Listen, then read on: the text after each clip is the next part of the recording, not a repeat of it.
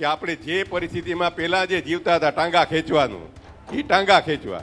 જો ટાંગા ખેંચવા હોય તો સમય કોઈનો રાહ નહીં જોવે, સમય વયો જાય. જો આપણે ટાંગા ખેંચવાનું બંધ કરશું અને પછી જો આપણે બધા કામે લાગશું, બધા એક બાજુ મૂકી આપણે સાથે રહી આ વિસ્તારને માટે આપણે બધા સાથે રહીને કામ કરશું તો આજે તો આપણે ફાયદો થશે ને આપણી ભાવિ પેઢીને એને પણ ફાયદો. પોરબંદરમાં પૂર્વ મંત્રીનું જાહેરમાં દર્દ છલકાતા તેમણે નિવેદન આપ્યું, હું બધી ચોખવટ નથી કરતો જાહેરમાં, પરંતુ તમે સમજી જજો.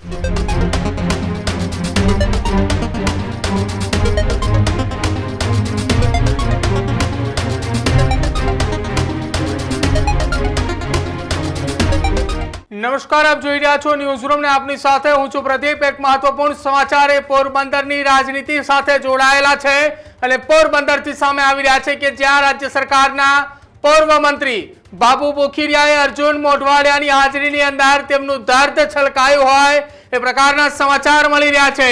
પોરબંદરમાં બાબુ બોખીરિયાનું જાહેરમાં એ દર્દ છલકાયું છે. નવા વર્ષના સ્નેહ મિલનમાં બોખીરિયાનું નિવેદન સામે આવ્યું છે. અર્જુન મોઢવાડિયાને પૂરેપૂરો ટેકો આપવાની વાત કરી છે. મોઢવાડિયાને પૂરો ટેકો આપવા માટે બોખીરિયાએ સંકલ્પ લેવડાવ્યો. આપણે એકબીજાના પગ ખેંચ્યા તો અર્જુનભાઈ કામ કેમ કરશે? આ નિવેદન એ બાબુ બોખીરિયાએ આપ્યું છે. અર્જુન મોઢવાડિયાને કોઈ તકલીફ ના પડે, તકલીફ આપવાનું બંધ કરી દો અને હું બધી ચોખવટ નથી કરતો, આ નિવેદન બાબુ બોખીરિયાએ આપ્યું છે.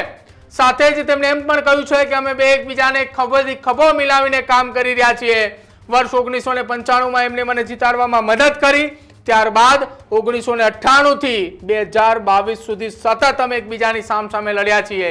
પરંતુ જ્યારે તેમને ભાજપમાં લાવવાની વાત હતી ત્યારે સૌથી પહેલા મેં કહ્યું હતું કે અર્જુન મોઢવાડિયાને ભાજપમાં લઈ આવો, અમે સાથે રહીને કામ કરીશું. અર્જુન મોઢવાડિયાને તકલીફ આપવાનું બંધ કરો, એમને ગાંધીનગરની અંદર કામ કરવા દો. જો આપણે અહીંયા એકબીજાના ટાંટિયા ખેંચીશું તો એમનું કામ કરશે કે આપણી તમામ બાબતોનું તેઓ સમાધાન કરાવશે? જો કે આ નિવેદનને લઈને ફરી એકવાર ચર્ચાએ પોરબંદરની રાજનીતિની અંદર શરૂ થઈ છે કે હવે આવનારા સમયની અંદર શું કંઈ થવાનું છે.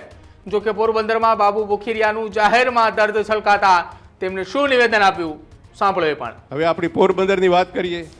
અમે 98 થી બે સામે લડીએ. 95માં તો અર્જુનભાઈ મને મદદ કરીને ધારાસભ્ય થયો. એમાં આ બધા લોકોએ જે મહેનત કરી, તમે બધા એમાં હતા સાથે કે મેયરને આપણે ધારાસભ્ય બનાવવો. તમે બધા, અર્જુનભાઈ હતા, લખમણભાઈ હતા, અમે બધા અહીંયા વડીલો બધા હતા. એ મદદ કરી અને મેં કોઈ દી રાજકારણમાં જવાનું નહોતું વિચાર્યું. ધારાસભ્ય થયો. 98માં અમે બે સામે લડ્યા. ફરીથી બીજી વખત ધારાસભ્ય થયો, મંત્રીમંડળમાં આવ્યો, ફરી 12માં મંત્રીમંડળમાં આવ્યો. ને એના પછી જે આપણી વિકાસની જે ગાથા છે પોરબંદરની કે આખા રાજ્યની આપણે સૌએ જોઈ છે. મિત્રો, આજે આપણા વિસ્તાર માટે જેને સુવર્ણયુગ તમે કહો એ સુવર્ણયુગ આવ્યો. હમણાં આપણે જે 24ની ચૂંટણી ગઈ લોકસભાની, અર્જુનભાઈ ભાજપમાં આવીને પછી ધારાસભા લડતા હતા અને મનસુખભાઈ આપણા લોકસભા લડતા હતા. આપણે 1,87,000ની 1,87,000 સાથે અર્જુનભાઈને જીતાડ્યા. એ જ રીતે તમારે મનસુખભાઈને જીતાડ્યા. મનસુખભાઈ આજે કેન્દ્રમાં મિનિસ્ટર, રાજ્યમાં અર્જુનભાઈ મિનિસ્ટર. મિત્રો, તમારે જુનાગઢની અંદર આપણે જ્યારે આ નવું મંત્રીમંડળ બન્યું ત્યારે જુનાગઢવાળા લખતા હતા કે અમારે 50 વર્ષમાં એકય મંત્રી અમારે નથી બન્યો. જુનાગઢ જિલ્લા પંચાયતમાંથી ચૂંટાયેલી એક પણ વ્યક્તિ તમારે 50 વર્ષમાં મંત્રી નથી બની. આપણે 1960ની અંદર ગુજરાત રાજ્ય થયું એટલે આજે એને 65 વર્ષ થયા. એમાં 35 વર્ષ તો થઈ ગયા. હું મારા 10 વર્ષ, મહંત બાપુના 10 વર્ષ, માલદેવ બાપુના 10 વર્ષ અને 5 વર્ષ શશીભાઈને, હવે અર્જુનભાઈને વધારાના વર્ષ થાય. તો આ જે પરિસ્થિતિ નિર્માણ થઈ, કેન્દ્રમાં મનસુખભાઈ, અહીંયા અર્જુનભાઈ, હવે એનો કઈ રીતે લાભ લેવો એ તમારા માથે છે. તમારે એનો લાભ લેવો કે આપણે જે પરિસ્થિતિમાં પહેલાં જે જીવતા હતા ટાંગા ખેંચવાનું, એ ટાંગા ખેંચવા. જો ટાંગા ખેંચવા હોય તો સમય કોઈનો રાહ નહીં જોવે, સમય વયો જાય. જો આપણે ટાંગા ખેંચવાનું બંધ કરશું અને પછી જો આપણે બધા કામે લાગશું ને તો પોરબંદર વિસ્તાર આજે પણ તમારે ઘણી બધી બાબતોમાં શ્રેષ્ઠ છે, તમને ખબર નહીં હોય. તો બાબુ બોખીરિયાનું દર્દ છલકાતા તેમણે અનેક એ વાતનો ખુલાસો જાહેરમાં કર્યો.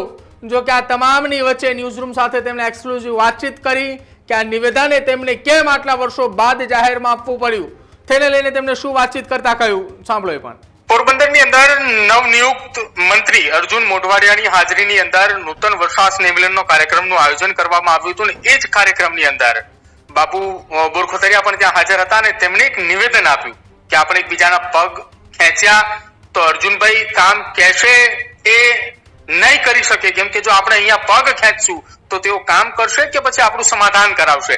આ જ મામલે વાતચીત કરવા માટે બાબુભાઈ બોરખોતરિયા આપણી સાથે છે. સીધી જ વાત તેમની સાથે કરીશું. સાહેબ, તમે એક સ્નેહ મિલન કાર્યક્રમની અંદર એક નિવેદન આપ્યું છે કે અર્જુન મોઢવાડિયા એ અત્યારે મંત્રી બન્યા છે તો આપણી માટે ખૂબ સારી એવી કામ કરવાની ક્ષમતા કહી શકાય કે પોરબંદરનો વિકાસ થાય, સુવર્ણ યુગ આવ્યો છે એવું તમે કહ્યું હતું. જો આપણે ટાંટિયા ખેંચવાનું બંધ નહીં કરીએ તો અર્જુનભાઈ કામ કરશે કે આપણું સમાધાન કરશે? તમે આ ઇશારો કોના સંદર્ભે કર્યો હતો? નહીં, મેં એટલા માટે કીધું હતું કે જાહેર જીવનની અંદર તમારે વ્યક્તિઓ છે તો આવતી રીતે જાતી રહેશે, પણ તમારા જાહેર જીવનમાં પડેલી વ્યક્તિ માટે મુખ્ય છે લોકો હોવા જોઈએ, પ્રજા હોવી જોઈએ.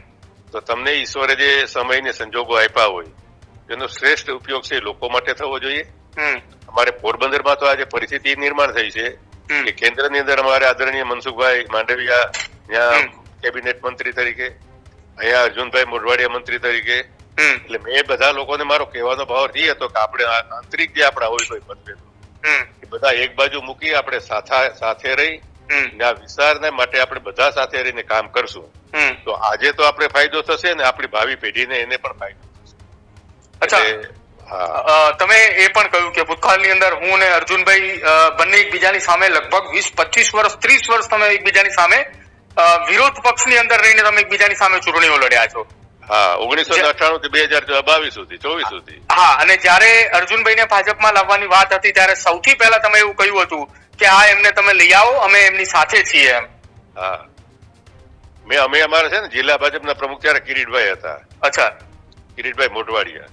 તો અમે અમારી પાર્ટીમાં કીધું ભાઈ લ્યો અમારે અહીંયા કોઈ વાંધો નથી. પછી અમારી જ્ઞાતિના ધારો કે મેયર સુપ્રીમ કાઉન્સિલ છે એના પ્રમુખ તરીકે વિમલજીભાઈ ઓળેદરા છે, તો એને પણ કીધું હતું કે તમે એને કયો અહીંયા હવે અમે એને સ્વીકારી લેશું.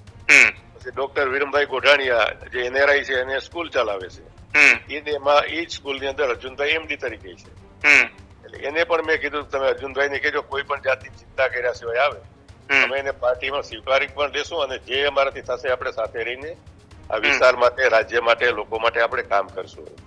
અચ્છા બાબુભાઈ, તમે એવું જે નિવેદન આપ્યું હતું કે ટાંટિયા ખેંચવાનું બંધ કરવાની વાત હતી, ભૂતકાળની અંદર પોરબંદરમાં એવી તો કેવી પરિસ્થિતિ હતી કે ટાંટિયા ખેંચવાની વાતો હતી કે જેના કારણે તમારે અત્યારે ભૂતકાળનું ઉદાહરણ સંદર્ભીને અત્યારની તમારે વાત એ કરવી પડી? નહીં, તમારે આમાં જયારે વિરોધ પક્ષમાં હોય ત્યારે બધા લોકો ઈચ્છતા હોય ને કે વરે આ કંઈક સારું કામ કરશે તો મને રાજીગીરી છે નડશે, એટલે આપણે અડચણો ઉભા કરતા ને ટાંટિયા ખેંચવાનું એટલે અડચણો જ ઉભા કરો એકબીજાને એકબીજાના કામમાં. એ આપણે કોઈ અડચણો ઉભી ન કરીએ ને એકબીજાને સહકાર આપે. અચ્છા, હવે આગળની કેવી કામગીરી રહેશે? અર્જુન મોઢવાડિયા કે જો કેબિનેટ મંત્રી બની ચુક્યા છે અને પોરબંદરને કઈ રીતે તમે જોઈ રહ્યા છો આવનારા સમયની અંદર? કેમ કે બે મંત્રીઓ છે, બંને મંત્રીઓ કેબિનેટની અંદર છે, એક કેન્દ્રમાં અને એક રાજ્યની અંદર. અમારે તો અહીંયા છેલ્લા હું જાહેર જીવનમાં ધારો કે 1995 પહેલી ચૂંટણી લડ્યો હતો, 10 વર્ષ સુધી મંત્રી તરીકે હું ગયો. રાજ્ય સરકારે અમને ખૂબ જ મદદ કરી હતી. જે કોઈ મુખ્યમંત્રી હોય, કેશુભાઈ હતા, પછી આદરણીય આપણા વડાપ્રધાન નરેન્દ્રભાઈ મુખ્યમંત્રી તરીકે હતા, પછી આનંદીબેન હતા, પછી વિજયભાઈ હતા, અત્યારે ભુવેન્દ્રભાઈ પટેલ છે મુખ્યમંત્રી.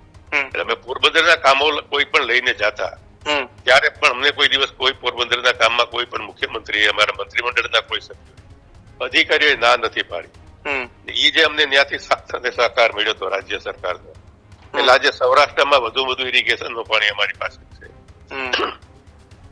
એના સિવાય જે અનેક વિકાસના કામો થયા છે. નોન પ્લાન રસ્તાઓ તમારે અમારા વિસ્તારમાં 1000 કિલોમીટર જેટલા થઈ ગયા. આવતા દિવસોમાં બીજા પણ જે વડાપ્રધાન સડક યોજના છે એની નીચે પણ અમે અહીંયાથી અર્જુનભાઈ આવ્યા પછી 117 રોડ જે મૂકેલા છે એ આવતા દિવસોમાં થઈ જાય.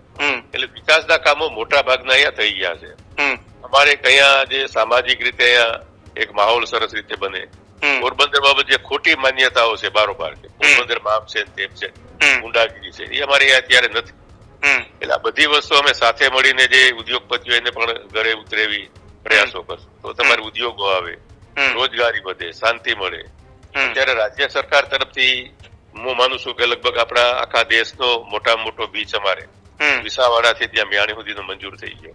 એ તૈયાર થઈ જાય એટલે ટુરિઝમ અહીંયા વિકસશે. કારણ કે એક બાજુ દાદા સોમનાથ નું મંદિર, આ બાજુ ભગવાન કૃષ્ણ દ્વારકાધીશનું મંદિર, એટલે લોકો અહીંયા પુષ્કળ આવે છે બે બાજુ.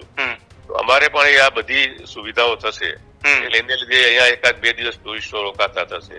એટલે આમાં અત્યારે રાજ્ય સરકારે હાથ ઉપર ઘણા બધા કામો લઈ દીધા. એને કે જે બી છે વાવવાનું છે વવાઈ ગયેલું. હવે એ જે એનો પાક આવશે ત્યારે અમારે વિકાસના કામો થશે, લોકોની સુવિધાઓ વધશે. ને આપણે જાહેર જીવનમાં પડેલી વ્યક્તિ હોય તો એ જ હોય ને કે લોકોની સુખ સુવિધાઓ કઈ રીતે વધારે વધે.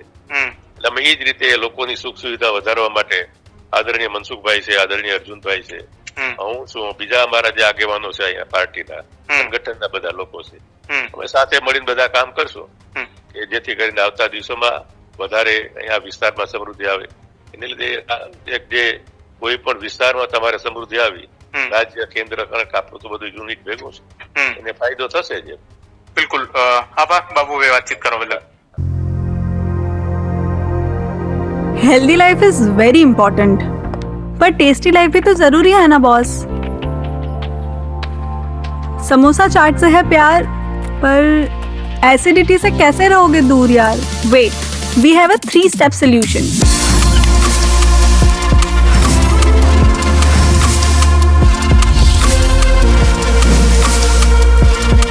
विट्रिशियन ओरल स्ट्रिप, क्योंकि टेस्टी लाइफ भी तो जरूरी है ना बॉस.